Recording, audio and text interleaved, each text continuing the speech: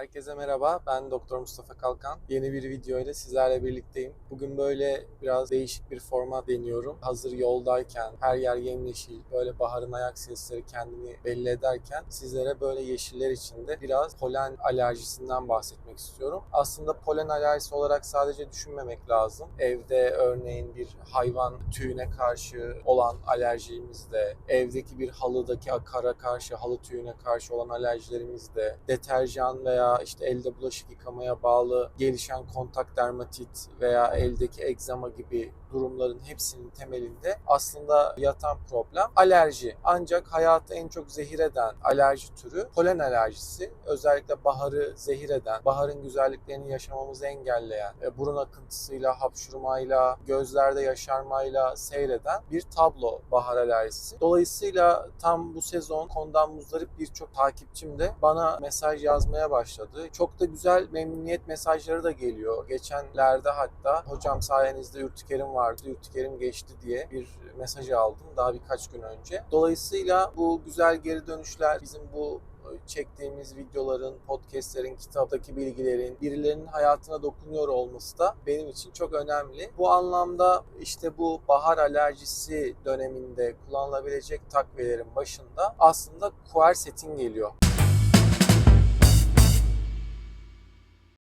Quercetin alerji deyince ilk akla gelmesi gereken kişisel takviyelerden bir tanesi. Quercetin bir flavonoid. Flavonoid nedir? Aslında bitkilerin içerisinde bulunan, bitkilerin kendini doğaya karşı korumak için geliştirdiği maddelere biz flavonoid diyoruz. Onlara kokusunu veren, rengini veren maddeler bunlar. Örneğin kramberi olarak geçer, turna yemişi olarak geçer. Bunun içerisindeki proantosiyanidinler flavonoiddir. Mesela idrar yolu enfeksiyonlarında bize koruma sağlar. Onun yanında işte Sambucus nigra'daki bağışıklık faydaları aslında onun içerisindeki flavonoidlerden kaynaklıdır. Sonuç olarak bitkilerin içerisindeki flavonoidler vücut için oldukça faydalı moleküller. Quercetin de hem meşe ağacında bulunan hem mesela soğanda da bir miktar bulunan, elmada bir miktar bulunan bir flavonoid. Şimdi hep bu şeyleri anlatınca ya hocam o zaman işte soğan yiyelim veya işte mesela kurkumin diyorsun.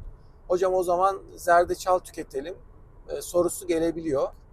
Artık günümüzde öyle teknoloji ve biyoyararlanım anlamında gelişmeler söz konusu ki işte tamam kurkumin zerdeçalda bulunan bir etken madde ama siz yemeğe zerdeçal atmak evet bir sıfırdan büyüktür. Yani bu hiç atmamaya göre daha iyi bir şeydir. Yani hiç atmamak sıfırsa yemeğe zerdeçal atmak birdir. Bunu siz takviye olarak işte standartize biyoyararlanımı artırılmış bir şekilde tüketmeniz bindir. Ben burada bini anlatıyorum.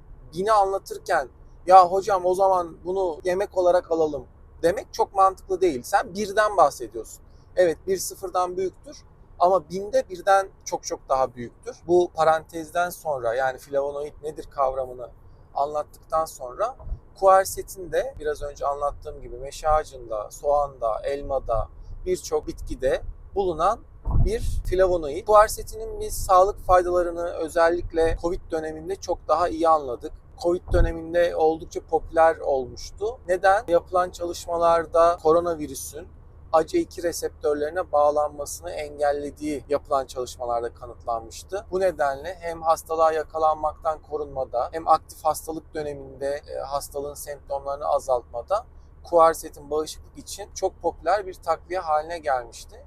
Hala öyle. Quercetin denince bağışıklık üzerinde çok ciddi etkileri bulunan bir flavonoid ama en önemli etkilerinden bir tanesi de alerjik durumlar. Alerjik durumlarda biz quercetinden çok ciddi fayda görüyoruz. Bunu nasıl yapıyor? Dediğim gibi alerjik durumların temelinde yatan madde histamin. Belki aranızda işte antihistaminik kullananlar vardır. Oradan aşinasınız. Antihistaminik ilaçlar ne yapıyor? Vücutta histaminin etkilerini göstermesini engelliyor. Quercetin de aynı o antihistaminik ilaçlar gibi histaminin mast hücreleri dediğimiz yani histamini depolayan ve sizin alerjik bir reaksiyon olduğunda o depoları boşaltan hücreler mast hücreleri. Mast hücrelerinden histaminin deşarj olmamasını sağlıyor. Bu anlamda aynı antihistaminikler gibi ve antihistaminiklerden çok daha güçlü bir şekilde alerjik durumlarda bize fayda sağlıyor. Nedir bu alerjik durumlar? En başta anlattığım gibi polen alerjisi olabilir, evdeki her türlü akara,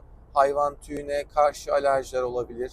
Ciltte bir ürtiker olabilir. Yani herhangi bir sebebe bağlı. Bazen bir şey yersiniz, vücudunuz kabarır. Bu da alerjik bir tablo sonucunda ortaya çıkar. Bazen kullandığınız deterjan, giydiğiniz bir kıyafet, bazı şeylere dokunmak bile sizde ürtikeri, egzamayı tetikleyebilir.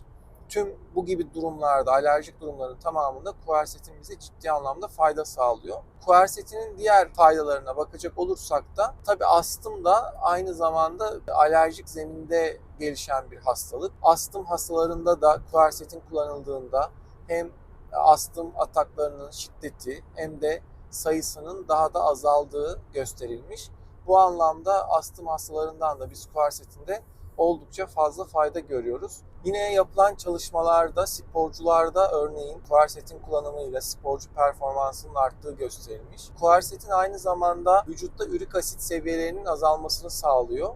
Ürik asitte özellikle gut hastalığında, gut hastalığı da et tüketimine bağlı, özellikle protein tüketimine bağlı vücutta ürik asit seviyesinin yükselmesi ve ayak baş parmağı vuran özellikle ağrı, şişlik, inflamasyonla kendini gösteren bir hastalık. Vücutta ürik asit seviyelerini azalttığı da kuersetinin yapılan çalışmalarda gösterilmiş. Yine kuersetinle biz prostat hastalıklarında, kronik prostatit gibi veya prostatın enfeksiyonuyla ve inflamasyonuyla seyreden birçok tabloda da kuersetinden fayda görmekteyiz. Kuersetin çok güçlü bir anti-inflamatuar aynı zamanda. Dolayısıyla inflamatuar hastalıkları olan osteoartrit gibi, romatoid artrit gibi hastalıklarda da biz kuersetinden ciddi anlamda fayda görmekteyiz. Ama burada bir problem var. Kuersetinin biyoyararlanımında bazı problemler var.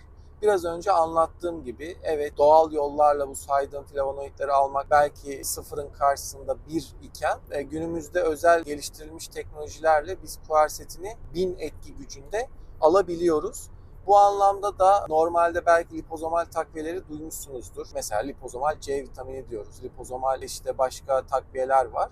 Bunun esprisi neydi? Bir etken maddenin etrafını aynı hücre zarına benzer bir şekilde kaplıyoruz ve bu sayede hem bağırsaklardan yüksek oranda emilebiliyor hem de hücrelere kadar yüksek oranda ulaşabiliyordu. Özellikle lipozomal teknolojisinden biz suda eriyen, örneğin C vitamini gibi suda eriyen vitaminleri etrafını yağ tabakayla kaplayarak, hücre zarına benzer bir tabakayla kaplayarak yağda da erir hale getirip yüksek emilim sağlıyoruz. Ancak bitkisel ekstrelerde lipozomalden de üstün bir teknoloji var. Bunun da ismi fitozomal teknoloji. Normalde biraz önce anlattığım gibi lipozomalde etken maddenin etrafını aynı hücre zarı gibi fosfatidilkolin ile kaplarken fitozomal teknolojide her bir bitkisel molekülü fosfatidilkolin ile iç içe geçiriyoruz. Yani buraya grafik olarak da ekleyeceğim. Daha önce Instagram sayfamda da post olarak paylaşmıştım. Fitozomal teknolojide de aslında o fosfatidilkolinleri yani emilimi sağlayan o molekülleri bitkinin içerisine zerk ediyoruz. Bu sayede çok yüksek biyoyararlanıma ulaşmış oluyoruz. Normal bir kuersetin 1x emilebilirken fitozomal kuersetin 25 kat daha fazla emilime sahip olmuş oluyor. Bu anlamda bir kapsülle bile vücutta çok ciddi klinik faydalar elde edebiliyoruz. Bu anlamda özellikle polen alerjisine girdiğimiz bu dönemde fitozomal özellikte bir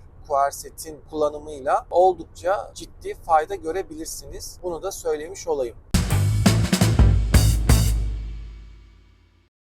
Evet, bir diğer yine alerji üzerinde çok fayda gördüğümüz takviyelerden bir tanesi, o da yine bitkisel bir ekstre, çörek otu. Çörek otu dini kaynaklarda da biliyorsunuz ölümden başka her derde deva diye geçer. Çörek otunun da içerisindeki asıl timokinon dediğimiz bir molekül var. Aynı kuersetin nasıl flavonoid dediysek çörek otunun da içerisindeki bu etkiyi sağlayan madde timokinon. Ve biz çörek otunu da genelde çörek otu yağını çıkararak çörek otu yağında bu polifenollerden ve içerisindeki bileşenlerden maksimum oranda yararlanabiliyoruz. çörek otu yağı olarak bu takviyeleri kullanıyoruz. İşte burada da çörek otu içerisindeki bu timokinon hem alerjik durumlarda hem de onun yanında yine inflamatuar yolaklarda anti-inflamatuar olarak diyabet üzerinde, insülin direnci üzerinde, bağışıklık üzerinde oldukça ciddi etkileri olan bir molekül. Tabi burada kullandığınız çörek otunun hangi kalite olduğu, içerisindeki timokinon miktarının ne olduğu, soğuk sıkımla mı yağı çıkarılmış, hasadın taze olup olmaması gibi birçok parametre söz konusu. Çörek otu yağı aktarlarda vesaire de bulabileceğiniz bir şey ama bu saydığım teknik detaylar işin içerisine girdiğinde bu konuda da çok hassas olmak lazım ve bu alanda yani takviye edici gıda olarak onaylı ve kalite standartlarına sahip bir üretim tesisinde üretilmiş, eczanelerde satılan bir çörek otu yağı kullanmak bu anlamda daha güvenli olacaktır. Çörek otu yağından da biz polen alerjisinde oldukça fazla fayda görmekteyiz. Üçüncü bahsedeceğim takviye ise postbiyotik. Daha önce kanalımda postbiyotik nedir diye bir video paylaşmıştım ve Türkiye'de herhalde postbiyotikle ilgili çekilen ilk videolardan bir tanesi o da. Bunu da videonun sağ üst köşesinde çıkan linkten daha sonrasında izleyebilirsiniz. Postbiyotikler neydi? Aslında bizim bağırsağımızdaki gerek kendi floramız, gerek kullandığımız probiyotikler, prebiyotik lifleri kullanarak fermentasyon yapıyorlardı ve fermentasyon son ürünü olarak postbiyotik sentezliyorlardı. Bu postbiyotikleri de biz artık günümüzde takviye edici gıda olarak yani dışarıda laboratuvar ortamında bakterileri fermentasyona maruz bırakıp o fermentasyon son ürünlerini izole edip postbiyotik takviyesi olarak kullanabiliyoruz. Bu anlamda da dünyanın postbiyotik denince bir numaralı postbiyotik takviyesi Saccharomyces cerevisiae, bir maya Saccharomyces cerevisiae. Saccharomyces cerevisiae'nın fermentasyon son ürünü olan Epicor markalı bir postbiyotik, dünyada bu alanda bir numaralı postbiyotik. Beni yurt dışından takip eden takipçilerim de var. Özellikle istatistiklerden görüyorum. Almanya'dan, İngiltere'den, işte Amerika'dan birçok yerden takip eden izleyicilerim de var.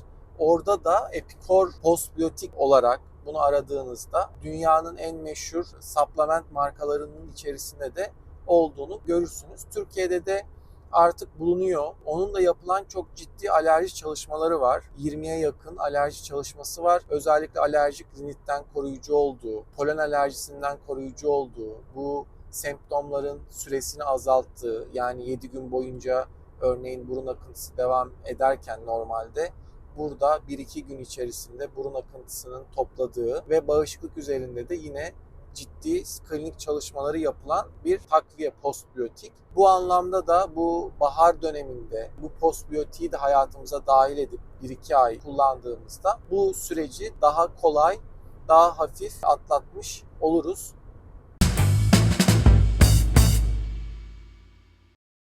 Son olarak alerji denince ilk akla gelmesi gereken molekül, videonun başında da anlattığım gibi histamin. Antihistaminiklerden de aklınıza gelebilir demiştim. Histamini vücuttan temizleyen temel mekanizma ise metilasyondur. Yine daha önce metilasyonla ilgili 2 tane video paylaştım. O da yine gerçekten çok güzel izlenme sayılarına ulaştı. Çünkü insanlar gerçekten bu konuda muzdarip, homosistein yüksekliği olanlar özellikle bunun sebebini araştırdığında yolları o videoyla kesişiyor ve o video sayesinde çok da insan şifaya ulaştı. Çok güzel geri dönüşler alıyorum. Hocam sayenizde işte homosisteinim düştü, bu konunun farkına vardım diyen de çok izleyicim oldu. Dolayısıyla o videoyu da kesinlikle izlemenizi tavsiye ediyorum. Eğer işte metilasyon döngünüz çalışmıyorsa her yıl bu semptomlar, bu tablo tekrar gerçekleşir. Çünkü vücuttaki histamin yükünü, bu alerjik semptomlara sebep olan histamin molekülünü temizleyen temel enzim histamin N-metil transferaz dediğimiz bir enzim. Adı üstünde bakın metil kullanan bir enzim. Dolayısıyla sizin metilasyon döngünüzün tıkır tıkır çalışıyor olması lazım. Burada da 3 temel vitamin vardı. B12, B6, B9 vitaminlerinizin doğru olması, deponuzun dolu olması, yine çinko, magnezyum, betain gibi bu metilasyonun diğer yardımcı bileşenleri de vücudunuzda olması lazım ki metilasyon döngünüz doğru çalışsın ve histamini vücuttan temizleyebilirsiniz. Tabii meditasyon döngüsünün çalışmasını etkileyen birçok faktör vardı. Alkol, sigara kullanımı, hareketsiz yaşam, egzersiz yapmamak, diyabet, bağırsak florasının bozuk olması gibi birçok faktör de meditasyon yolaklarını etkiliyordu. İşte bu kanalımda paylaştığım meditasyon videolarını da lütfen izleyin. Eğer histaminle ilgili bir probleminiz varsa önce meditasyonu düzeltmeniz gerek. Yoksa evet, bu saydığım quercetin, çörek otu yağı, postbiyotikle belki bahar dönemini çok rahat bir şekilde geçirirsiniz. Ama önemli olan vücudu iyileştirmek. Vücudu iyileştirmediğimiz sürece, temel mekanizmalar olan meditasyonu çalıştırmadığımız sürece, magnezyumu hayatımıza dahil etmediğimiz sürece, omega, D vitamini gibi takviyeleri hayatımıza dahil etmediğimiz sürece belki sadece sezonu kurtarır, baharı kurtarır ama kalıcı bir şifaya ulaşmak istiyorsak bunun yolu da meditasyon döngüsünü çalıştırmaktan geçiyor.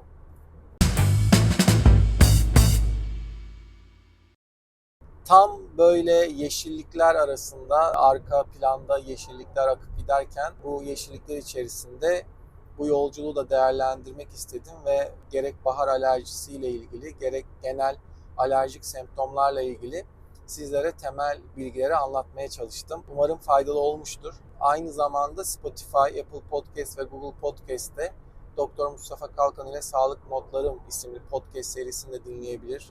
Özellikle aracınızda, spor yaparken, evde, ev işi yaparken her türlü ortamda oradan da doğru bilgiye ulaşabilirsiniz. Aynı zamanda Instagram DR Mustafa Kalkan sayfasından beni takip edebilir. Kafanıza takılan soruları oradan bana DM yoluyla iletebilirsiniz. Ve Akılcı ve Bilimsel Takviye Rehberi isimli kitabımı tüm DNR'lardan ve diğer fiziki kitap evlerinden, aynı zamanda online olarak da DNR Kitap Yurdu, Amazon, Trendyol gibi platformlardan satın alabilirsiniz. O da sizin sistematiği anlamanızda, sağlıklı yaşamla ilgili temel mantaliteyi anlamanız noktasında size oldukça katkı sağlayacaktır. Gelecek videolarda görüşmek üzere. Hoşça kalın, sağlıkla kalın.